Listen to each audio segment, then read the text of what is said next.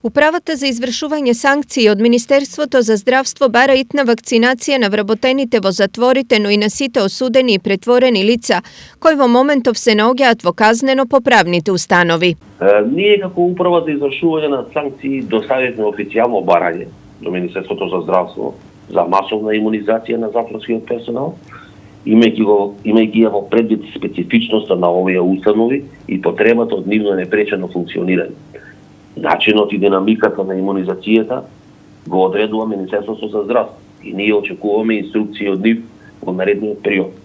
Во деновите што ни предстојат, ќе доставиме исто така и барања за притворени и за осудени лица. Се надеваме дека Министерството за здравство позитивно ќе одговори и на двете барања. Купно во затворите во државата има 16 позитивни вработени и 5 мина во изолација, а бројот на заболени затвореници во моментов е 6.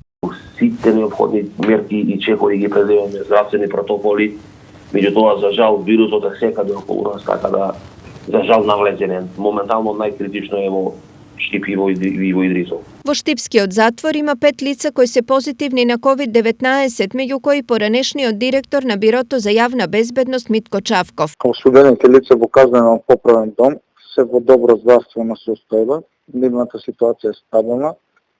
Секојдневно се прави преглед од страна на затворскиот доктор и за сега нема потреба за дополнителни лекарски прегледи при инфективното одделение во клиничката болница Штип.